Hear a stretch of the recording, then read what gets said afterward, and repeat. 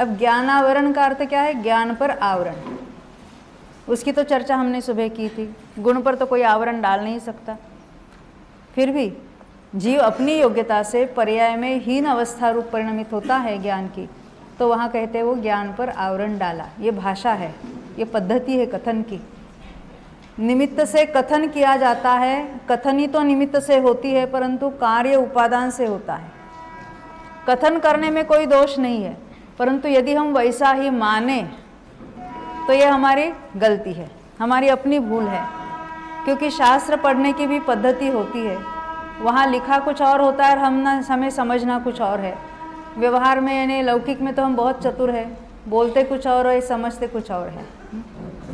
जब आए देवलाली में मुंबई से निकलकर, तो देवलाली आया कहा ना, अभी देवलाली आया, उठ खड़े हो जाओ, सामान चलो, निपटो चलो। तो देवलाली आया क्या? हम देवलाली के पास गए, फिर भी कहते कुछ और है और समझते कुछ और है। वहाँ तो बहुत चतुर है हम। वैसे यहाँ शास्त्र की कैसी पद्धति है कथन की, वो हमें समझनी योग्य है। तो कहते दो द्रव्यों की भिन्नता हमेशा ख्याल में रखकर इस विधान का अर्थ समझना इष्ट है, नहीं तो कर्म को जीव का भला बुरा करने वाला मानोगी तो पराधीनता की कल्पना से दुखी बनोगी। कल्पना से हम जो सारे दुखी हो रहे हैं, कल्पना में ही दुखी हो रहे हैं। कल रात को मुझे सपना आया है, महाभयंकर कैंसर की बीमारी हो गई है। तो भाई यहाँ कौन सा अस्पताल है देवलाली में, कहाँ भर्ती कराओगे हमको? कोई नाम बताएंगे देवलाली के? कौन है यहाँ रहने वाले हमेशा? हाँ, आपको मालूम है ना यहाँ पर कौन सा है? जयराम हॉस्पिटल। वो तो मुझे बराबर ठीक करेगा कि नहीं करेगा हॉस्पिटल? क्यों नहीं करेगा? अरे सपने में कैंसर हुआ है, उसका तो उपाय है जग जाना, उसके किसी हॉस्पिटल की ज़रूरत नहीं है। ऐसे ही हम कल्पना में दुखी हो रहे हैं। ये सारे इष्ट अनिष्टपना की कल्पना करते हैं और हम राग द्वेष करते रहते हैं। ये पुद्गल में कितने पुद्गल इष्ट होते हैं और कितने अनिष्ट होते हैं? हाँ? कोई इष्ट अनिष्ट नहीं है, सब पुद्गल तो जड़ अचेतन है, उसमें क्या इष्टपना और अनिष्टपना? हाँ, पंखा इष्ट है। ये पंखे वाला पुद्गल कोई भिन्न पुद्गल होना चाहिए, जो गर्मी में ही इष्ट लगता है और सर्दियों में अनिष्ट लगता है। वहाँ जो ज्ञानावरण को दृष्टांत दिया है, किसी मूर्ति के मुंह पर, मूर्ति ने स्टैचू, वस्त्र डाले तो क्या होगा? बराबर पूरा डिटेल्स नहीं ख्याल में आए, धुंधला सा हो जाएगा। यहाँ लिखते हैं, जिस तरह देवता की मूर्ति का मुख वस्त्र से ढका हुआ हो तो वस्त्र के कारण हमें मूर्ति का विशेष ज्ञान नहीं हो सकता, उस तरह ज्ञानावरण कर्म ज्ञान पर आवरण डालता है। ये दृष्टांत होते हैं और वे एक देश यानी थोड़े ही लागू होते हैं। जैसे अंदर ज्ञान है, मूर्ति है और ऊपर अस्पष्ट हो रहा है, ऐसा नहीं है। ज्ञान प्रकट है और ऊपर आवरण आया, ऐसा नहीं है। पर्याय में वो हीन ज्ञान रूप से परिणमित हुआ है। दर्शन की बात देखते हैं। दर्शनावरण कर्म, दर्शन और आवरण, जीव का स्वभाव है ज्ञान और दर्शन। देखो ये स्वभाव ऐसा है कि उस पर पूर्ण आवरण कोई डाल ही नहीं सकता। एक निमित्त की भाषा में भी पूरा आवरण हो ही नहीं सकता।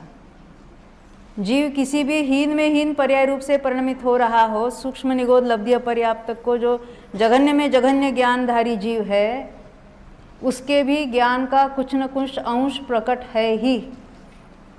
उतना भी नहीं रहे तो जीव जड़ हो जाएगा। तो इतना तो स्वभाव का अंश वहाँ है ही है।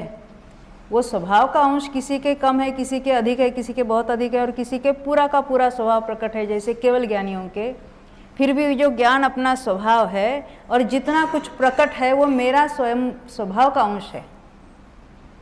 जैसे सूर्य प्रकाशित है और फिर बादल आते हैं तो क्या होता है? प्रकाश धुंधला हो जाता है ना।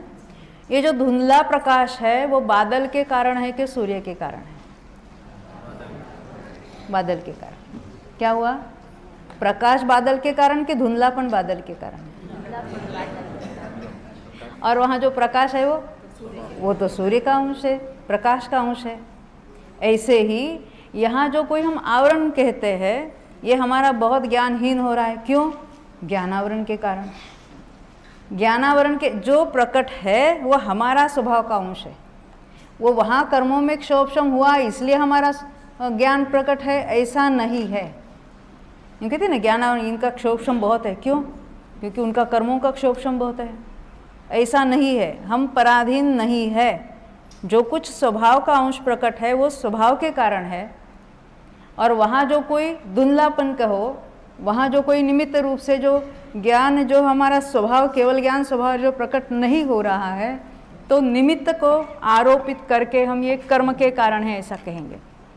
ज्ञानावरण में भी ऐसा ही समझना, दर्शनावरण में भी ऐसा ही समझना कि दर्शन जीव का स्वभाव है और पर्याय में वो प्रकट नहीं हो रहा है। कौन सा? केवल दर्शन हमारा स्वभाव है।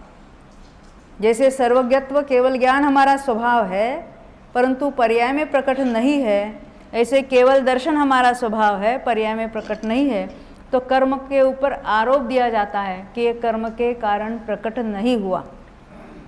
तो ये दर्शन आवरण का वहाँ दृष्टांत दिया है। देखिए 12 पृष्ठ पर दूसरी लाइन में, जिस तरह राजद्वार में खड़ा द्वारपाल राजा को मिलने देने से इनकार करता है, राजा को देखने नहीं देता, उस तरह ये तो बिल्कुल ऐसा दृष्टांत, स्थूल दृष्टांत देके समझाया है।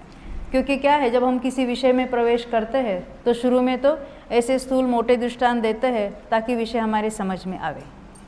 आगे चलकर जब पढ़ते हैं और स्पष्ट रूप से तो ख्याल में आता है कि ये तो बहुत ही स्थूल ऐसा उदाहरण है। उस तरह दर्शनावरण कर्म दर्शन पर आवरण डालता है। दर्शन का अर्थ है सामान्य अवलोकन, उसकी चर्चा भी हमने सुबह की थी।